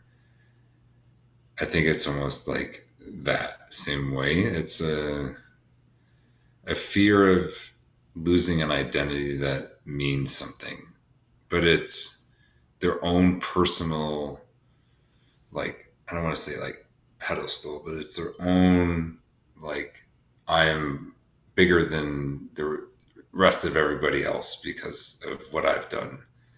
I think that losing that is very hard to give up and be okay with it because of how strong we are and how much we're appreciated, and the things that the US military has done for the world, for the history. There's so much there that is intertwined into that identity, that people really, I don't think, really want to leave it. But I think it's a necessity to do. When you say it's a necessity and you look back on you approaching that time period, do you think that you took the appropriate measures? Do you think you took the appropriate time to know what was going to come when all that ended? So actually, I asked my wife about that, and she said, I saw you turn out of being completely committed to the military when our daughter was born. I think she's like, I could tell that it wasn't everything that you wanted to do with your life anymore. She thought that that's when I started to pull away from this job. So that would be almost 10 years prior to me retiring. And I slowly and consciously, like, took assignments and found other things to be good at and to be an expert at, and be able to bring value, but not be like an operator status in a way. Like, I'm gonna decide is that is a lifestyle that I can't live forever, that I need to learn how to do something better, and I need to develop myself to be a teacher and an instructor. How can I be a better fit at a strategic level and be able to use my mind more than just my body to like go on deployments and things like that and affect the battlefield, not necessarily from my actions on the ground, but the actions that I can make people make decisions, better decisions, and through my experience, and then through the knowledge of what reading doctrine and reading other things, and just being able to be a contributor that was in a method that was like my mind and the things that I have experienced and used versus me actually holding a gun. Because it's like I can't hold this gun forever because it's going to destroy me. Like, I'm not a real big fan of like holding black rifles.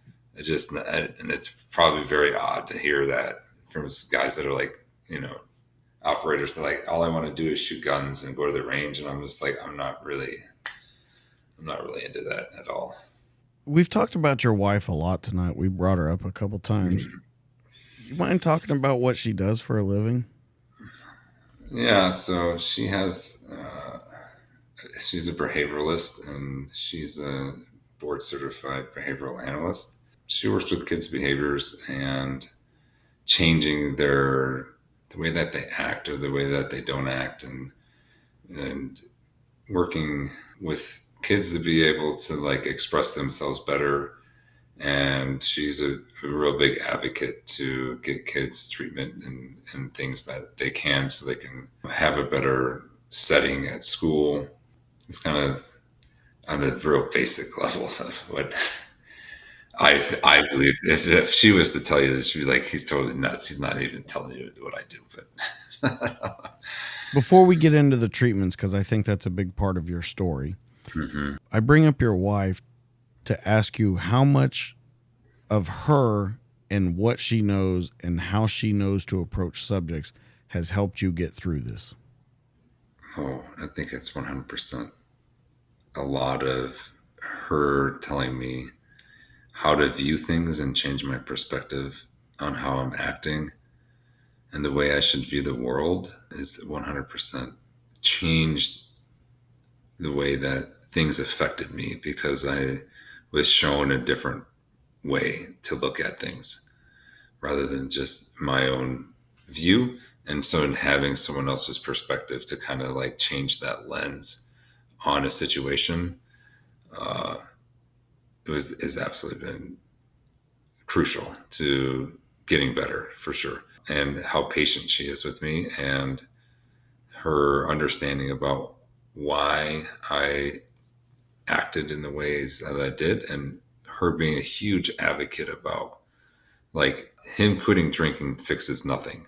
He has to fix the things that he's been through in his life before he'll ever get better. So stop trying to say it's alcohol. He's actually using alcohol to cope with these things. And if you take that away from him, he has no more coping skills. So let's teach him something to deal with these problems. So let me ask you, because I know how she feels about you as a husband and a father, because I've talked to her. Yeah. How do your feelings feel about being a husband and being a father? Well, the husband thing is really incredible to be able to know that there's someone in my life that truly feels protected by me and that she knows that I will always be there for her and that she like has a true like partner that she can grow with and has been growing with for the last 12 years. And she can see a future with us together, which is absolutely incredible to have a person like that that's always by your side and willing to work with you through things, and seeing me go through all of these things and never give up on me has just been absolutely extraordinary. And she's the strongest person that I know, and I don't know how like I could have done any of these things without her. The kids is like the greatest thing about the kids that I feel is happens between two people is this childbirth time, because it's the most love that I've ever felt in my life was when my kids were born. And I was like, I don't understand how I could ever not want to be with this woman because of what we just brought together in this world. And I was like, this is the thing that has made us one together, is this child that we've brought into this world. And it was absolutely in like, you want to have like a positive trauma event is like that moment. And like, I have that in me forever. And I'm grateful to have it for both of our children. To see my kids see me as the number one thing in their life, to see how much the impact that I have on their day to day, and that how who I am as a person has helped grow who they are, to be like, have the compassion and be vulnerable and be able to express who they are as people, is because of me and my wife. And to see that like that's what we created is really awesome. And so this impact on children is just so awesome, if you are able to have this environment that is nurturing and caring, and that lets these kids thrive and have just a beautiful childhood where I'm just like, I never could just be innocent and enjoy life. And then to be able to provide that for them has been really extraordinary. Let me ask you something though, and I want you to be honest about it. You just said how you explain them to be honorable, to have a good life, to be a child, and all those kind of things. Do you think it's as important to show them the messy side of your life too? Because we talked about it before. You didn't know how they would react to what you had done over in Afghanistan. And have you Yeah. incorporated any of that? I know they're very young for that, but is there a point where all of this is you're gonna show Mhm. them the entire Trevor? Yeah, absolutely. I just think there's this, like, sexual abuse and death and killing is going to happen. But I just don't think that they're conceptually ready to see what that is, and be mature about those type of words, and understand that, like, where that's at. Because Sean and I talked about, like, when do we show them this TED Talk thing? It's going to have to happen at some point, because they are, like, they understand how the internet works, and it's not hard to find your dad on the internet. So we've started to kind of talk about and discuss, like, how that needs to be, and what that needs, and when will it be appropriate. So it's going to happen 100%. I'm very, like, transparent, and we're not a family that is like holding secrets in, or anything like that. I don't even want to say I want to wait for it. Uh, I'm not ready to change them yet, and to think that there is bad things out there, that, especially the things that, like, happen to me, and the things that are like that. I'm not ready to skew their view on the world just yet. It's gonna happen, and as they get older and older, like, it's gonna happen on its own. But I'm definitely not afraid, or not going to keep any of this stuff from them at all. And the reason I ask that is not necessarily at what time are you going to do it, but I want to ask if you've made it through all these treatments and everything, and you've turned the corner of who you are in a 180-degree direction. Are you okay with letting them know all the bad stuff about you? Are you okay with letting them know you've done bad things, that bad things have happened to you? Is that all good in you yet, or are you still working through that? Oh, so I'm the same with my wife. Like, I had to tell her everything that I went through so that she could understand me, and it needs to happen with the kids as well. Because I don't want to be like, there's my dad that went to war, and he doesn't talk to us about anything, or doesn't talk about the war, or doesn't talk about his feelings, or didn't do anything like that. He's still stuck there. Or, like, I'm sitting at the VFW or something like that. Like, I like, that's not what I want to happen.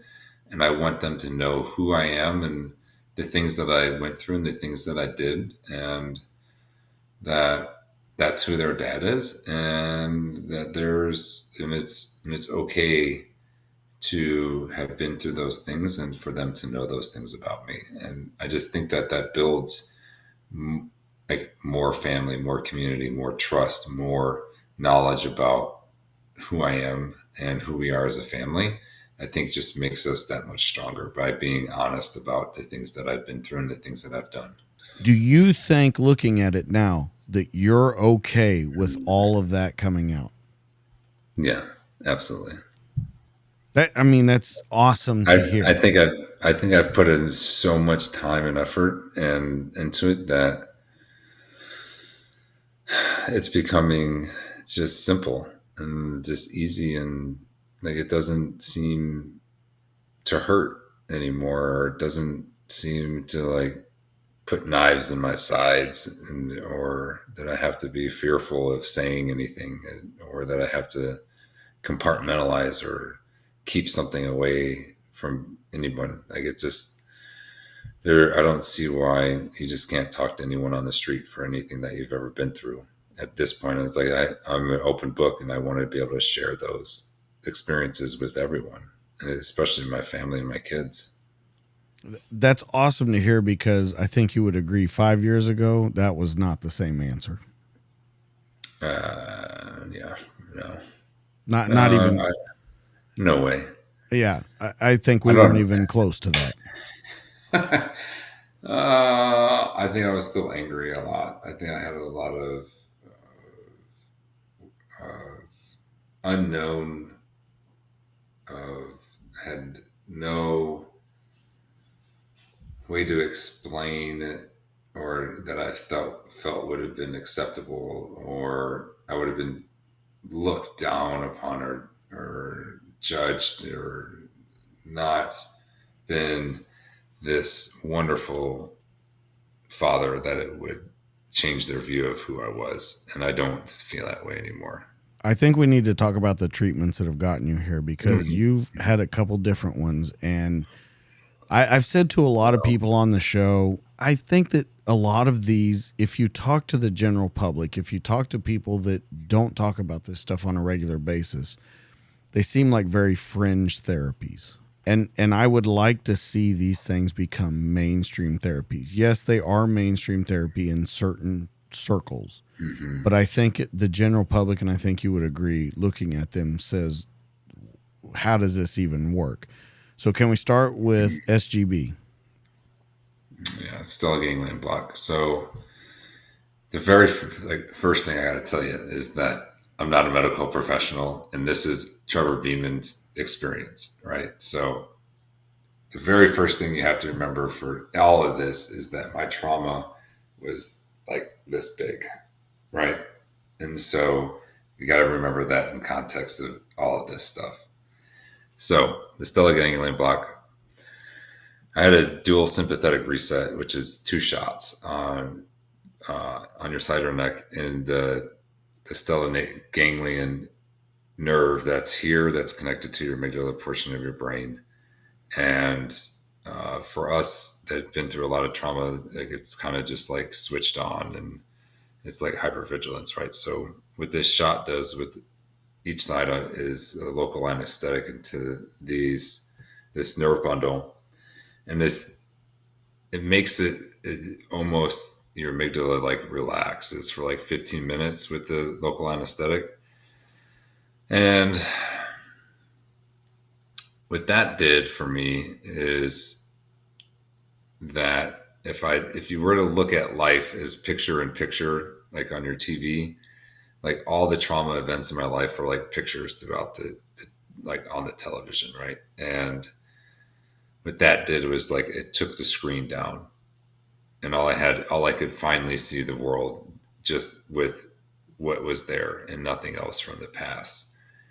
And it just I didn't feel like someone was behind me coming after me all the time, and that's where I started to see is this the when I say that downtown Kabul is the exact feeling of Chicago, is that you can be in both places and have the same problem, is that you feel as if someone's going to hurt you all the time. And if that's happening to soldiers and that's happening to Americans here in the United States, and one is getting a shot on the side of their neck and it's taking away that hypervigilance, it's just not for soldiers. It's for everyday people who go through trauma and live in bad places.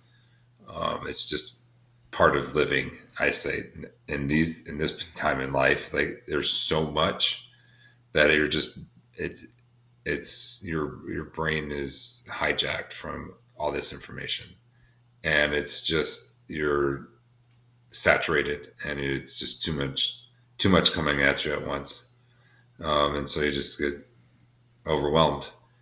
And so that's the kind of the easiest thing. So the right side is for adulthood trauma, and the left side is for childhood trauma. And I find it feel like they overlap almost. And so one did a little bit, I felt. And so what really starts to happen is if you were to look at memories as like on a hard drive, and they were just sporadically placed on the hard drive, all these events, right? And so as the hard drive spins around, it hits these events, right? And they're out of place. So if you took a defragger and it would take all those trauma spots, it would pick them up and like put them in the right spot. So over time, it's taken those memories and put them back into the right spot, and it's making them turn into a long-term memory into my like body and soul and my brain that aren't hitting me in my eyes picture in picture every single day. And so now I don't see it when I'm reading books or if I'm playing with my kids. It's just feels like high school graduation now, not like it just happened yesterday. And it changes my life for sure, because I'm like present. I'm here. I'm not in Afghanistan. I'm not in a bed with my stepfather when I'm 12 years old. Like all those are gone, and it's phenomenal. And it's like the world is open to me again, and it's like I'm allowed to really use the power of my brain again. Because before, when I'd write emails or have conversations or any of these things, like my body and brain is still back in those times, and I'm not really here. So I'm like trying to have a conversation with you, but also I'm in a gunfight in Afghanistan, or thinking about my friend committing suicide in college, and it's just not, it's nonstop, and I'm just like, it's overwhelming. You also have done ketamine treatments, correct? Yeah. All right. So a lot of people would say, let me play devil's advocate for a minute. People would say, well, if Yeah. this SGB works so well, if this kind of therapy works so well, why do this other kind of therapy? So I think first we need to set the basis of that, where none of these, and I think you will agree, is the magic bullet that's going to make something happen. Right. There has to be multiple aspects of it. That includes talking to a therapist, all of those kind of things. But let's talk about, if the SGB works so great, why do we do ketamine treatments? Why do we do things like this? So the ketamine SGB track was all in 1 week. So I did 3 days of ketamine, and Dr. Lipoff says that the ketamine is like a fertilizer for your brain, and it kind of prunes your amygdala to get ready to do the SGB. So I did. So that was that.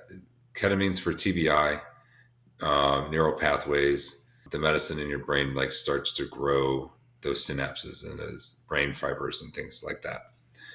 Then I got the SGB, and then I did the next day SGB, and then the afternoon I did a ketamine treatment, and then the day after that I did another ketamine treatment. So it wasn't like they were like months apart. It was all in a very short period of time, and that was actually the protocol that they were trying to do, is do the ketamine SGB together and not have latency in between those type of things. What made you feel, I guess, at what point in this treatment plan did you feel like, wow, I haven't felt like this? And I've heard guys say, like with the stellate, I heard one guy say that he got it and he slept better that night or the next night than he had in like 20 something years. I sleep really good, so it wasn't a sleep thing for me. What got me was that I woke up the next day and I didn't think about being abused. And I didn't think about killing my stepfather. And I was like, this is incredible. It's because it was every day I felt as soon as my feet touched the ground, that's the first thing my brain would go to. And I was tired of it. And it was gone. At what point in the process did that happen? When was the first time you felt that? And to go a step further in that first time you felt it, could you even wrap your brain around what was happening? No. So I had the right side done first, and it made a lot of the things that I saw at war kind of just fade away a bit. And it didn't seem like I was in a gunfight all the time. And then the next day is when I had the left side done, and so that would have been like the Friday of the week. And I was like, this is incredible. Like I've never, it's been a really long time that I've had that I didn't have all these intrusive memories anymore. They're there. And I'm not going to like, it's in me. Like I went through these things. They're there. I have them, but it's like, it's like a butter knife now and not like a Benchmade and right through my heart all the time. It's there. It's still who I am. I didn't lose who Trevor Beaman is through this treatment. It just enhanced me to be who I am inside, and rather these demons and intrusive memories just like pushing down on my brain all the time, or is this like I was just lost all the fight in me to push it away anymore, and I just didn't have it. Any other treatments that went in with this? I know you talked about some art therapy. You talked about It's EMDR, which is very painful to do. Is the eye movement reprocessing, EMD, desensitization reprocessing treatment. it's the red light, correct? Yeah, so some people have like a bar that has a light. Some like follow your finger, and it's really difficult to do. That's what I did when I was in the 90-day treatment facility, and so 90 days, 60 days. In that process, you take one trauma event that you've been through, and for me, I took the very first time that I can remember my stepfather abusing me, and you like write about it, you talk about it, and then they like it's not like a trance, but it's kind of like a dream like state. Like you just kind of like bring these memories up. You relive them in your brain, and you can feel the things happening on your body at the same time. And it's I don't want to say it's disgusting, but it's like it's like you have to commit everything in your life to doing it to make it work. And so it's this very similar to like the defrag process, but it's because you go through it every other day, and I did it like 3 days a week, and it's just like you just go right back at it, explaining everything that happened, and just you're doing it over and over, and it just makes those memories so dull that it just your body's able to process it. And for me, it's I would be exhausted after an hour and a half of like going through these events that I would sleep for like 8 to 10 hours, and then this that sleep process reprocess those memories and like put them into the right place in my brain. But I would not recommend anybody doing like significant trauma work without like a lot of medical care in a good facility that can take care of you, because it like I was very suicidal going through these things, and I was on a lot of different medications and a lot of migraines and a lot of stress on your body that is really difficult to go through, and it's extremely painful, but it works if you can continue on through it. So here's the last part of what we want to talk about with treatments, with you, with everything like that. We talked about a rise in suicide. We've talked about all of these different treatments that are going. Why do you think that? Well, first off, do you think that the VA is doing everything it can to help who it's supposed to be helping? Number two to that is, how long do you think until we will have all of these treatments for the general public to use? Because I mean, let's be honest about SGB and stuff. It could get very expensive to do it. I think it's like $2,500 a side, which I Right. don't think is expensive. For me to go to rehab for 60 days was $100,000. True. True. In comparison, yes, it is. But I want to point all of those things out because I've been reading about the stellate for a long time since I've had some people on the show, and it seems amazing. I've never heard someone say a bad thing yet, but I would like people to understand, what is going to happen to it completely. So, do Yeah, you think that the VA is doing the right thing? here's my take on it. When you Okay. walk into the hospital, do you find the pain curing clinic?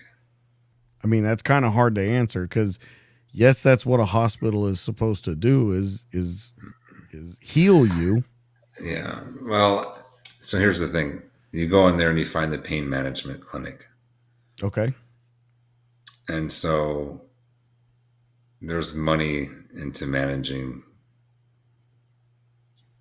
problems, disabilities, mental health. What happens if everyone gets better? Yeah, the money dries up.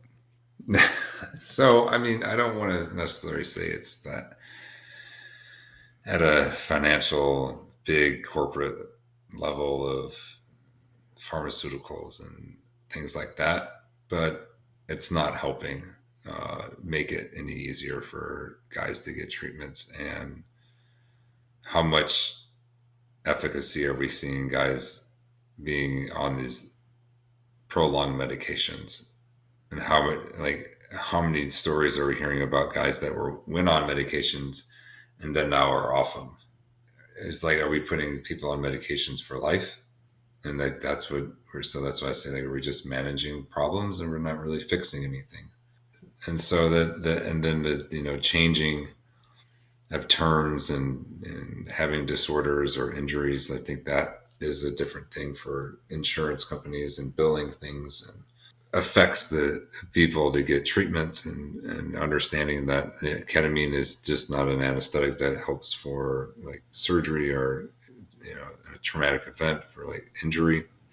It also can be used as a mental health, and getting guys breakthroughs through the way that they feel about themselves, and doing some concussion TBI work, and then the SGB about just feeling as if you're not just reliving everything of your life, and being able to just take a big breath and start learning some real coping mechanisms that you can feel and use on a day-to-day basis without having to reach for pills or any other substances that get you through and cope with life. And it's totally manageable by your own body and brain, I think, by just learning some really good skills, and but also getting treatment in there to remove a lot of those things that are within your body and your brain. I want one more quote from you, and I want you to explain how you live your life now. You say, life does not get any easier. We only manage how to do harder things better. What Yeah. gave you that philosophy, man? And how do you live that day to day to day? So I think a lot of it comes from spearfishing. A lot of it comes from working out. A lot of it comes through doing hard things, and seeing that life continues on. Right. So if you go to the gym every day, the stronger you get, it, the more weight you can pick up. And the more weight you pick up, it's just that much harder. It doesn't get any easier at all. To take the things that you can learn through experiences and learn from other people, that you can use those things to make your life seem easier and be able to cope with the struggles of what life has. And I really believe that if you can teach young kids and teach other people that they can manage their lives a lot better, even when hard times happen. I want you to compare Trevor from 20 years ago to Trevor of today. I was stuck in a bottle and I was using it to manage my life, and I wasn't fully present for what life really has. And the I say, like, I didn't see the green leaves on the trees. I was just focused on everything in a very small area, and my aperture was not anywhere near to what the sun looks like, and what clouds are, and sunsets, and the way that the looks in the ocean, and and hear laughter of children, and think that that's just phenomenal, and having that joy and happiness in your life. 20 years ago, I would have never seen that. You think it gets better from here, or do you think you've Oh topped out? yeah. um, I think there's more world to see. I think there's more people to meet, and I think there's more stories to tell and experiences to have, and that I would like. I want to stay as strong as possible for as long as possible, so I can do as many things as I can. And that's like kind of what the ketamine kind of sparked in my brain, was that this body is the only body I'll ever have, and that I must nourish it and take care of it, and I must love it, because this is truly the only thing that matters in my life. And having all these other people are very important to me, but if I'm not healthy, nothing else will be. And so I need to take care of this organism that I have in my brain, and so that I can live as long as possible and do as many things as I can, because almost like I think I earned it in a way. And so let's not lose it, because I don't want to take care of me. You 100% comfortable in your own skin now, or you think there's still room for growth? I'd say life goes on and there's always something to learn. All right. Um, yeah, that I'm comfortable in my own skin, but I think there's always something to see. There's always, that's where wisdom comes from, right? Is people who have gone through things that share them, that change your perspective on life, and you having the ability to see how they see it. And I think that will happen the more you go to different communities and spend time with different people and different cultures. Their perspective on life should be changing the way that you feel about life. And I think that growth is 100% necessary. And then to be able to take your kids and show your kids that, I think that even grows them even more, which I think is super powerful and important. Where can people find you? If they want to know more of your story, tell them about the TED Talk, where they can find it, where they can Yeah. find you on social media, all that kind of stuff. Yeah. So that TED Talk I did is on TEDx. You can just search my name. It should be easy to find there. I have trevorbeaman.org and trevorbeaman.com. There's different things that are on both those websites. And then Trevor A. Beaman on Instagram is pretty much the only thing I kind of follow. I do some stuff on LinkedIn. It's just my name. I don't know. It's an ongoing process, and this is it's something that I truly want to get into, and speaking and engaging people, and that it's slowly coming into a dream that I had when I was in rehab, to reach out to people, because I saw the impact this my story has on others. And so this has kind of been, if you're going to grow out of the army and be something, that's truly what like have seen myself doing, is just being able to change, people's perspectives about themselves. And that, if it's me because of all the things I went through that can help you, then I think that's pretty powerful. And it's, I think it gives some people some hope. Because if I'm still living, then I think people can see it in their lives that they can too.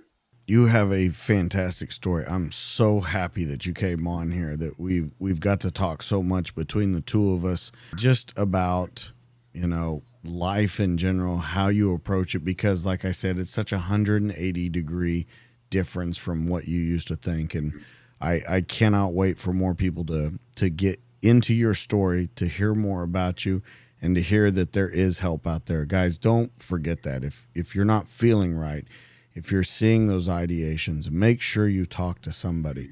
Make sure that you reach out. Trevor, you teach a lot that help is out there, but you have to be willing to ask for it. So, guys, help is out there. If you're not feeling right, make sure you check in with someone. This has been an amazing story. Now, everyone knows where they can find Trevor. Let's talk about where you can find me past this. Of course, you can always find me on Instagram, the DTD_podcast. You can find me on Facebook at the DTD Podcast, and you can find me on YouTube, where all these conversations, they're in video form. But your one-stop shop, it's dtdpodcast.net. Audio, video. Trevor's got his own page. He's got pictures of him, his family, his combat, his military life, everything that's happening after. We even have some spearfishing pictures in there, and it'll have every link where you need to find Trevor and where you can find him. Now that we know everywhere that we can talk about me and see me and Trevor, let's talk about my amazing sponsors and the guys that makes this show happen. Let's start with Mac Belts. We all know that nothing stands up to wear and tear like a good leather belt. If you're looking for the toughest leather belt on earth, you've come to the right place. Mac Belts. They're handcrafted in the USA by veterans. We all know that the owner, Mac Alexander, retired Navy SEAL, he's putting these belts out. They're great for work. They're great for stylish wear. Anywhere you would need a belt, they're going to do it for you. They're handcrafted, veg tan, full grain saddle leather, and they're dyed to a classic saddle tan. Guys, make sure you go by there, macbelts.com. They can even put any kind of logo that you want on there. Let's talk about coffee. Police Coffee is an officer-owned business, and it's dedicated to crafting the finest coffees and blends, and they're shipped as soon as they're available to provide you with the freshest coffee available. Each batch is roasted fresh by people who know what it means to stay vigilant, and their specialty coffees do not waste one drop when flavor is concerned. Their coffee's some of the best you'll find, and let's talk about that. Their flavors: One Ranger, the newest flavored coffee you're sure to love. One Ranger is flavorful, medium-bodied coffee with a smooth and sweet pecan flavor. Pecan coffee is probably the best combination in the world. It's rich, sweet, nutty, buttery, and the flavor cuts right through coffee's natural acidity. Make sure that you go to policecoffee.com, because the big thing about them, they give back to our community. 50% of their profits go towards helping family members of police officers who fell in the line of duty.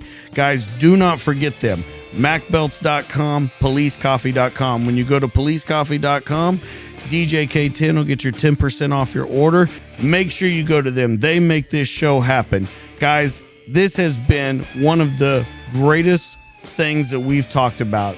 True trauma, truly coming through it, coming back out on the other side. That's going to be it for this show. That's Trevor. I'm DJ. Catch us on the next one. We're out of here, guys.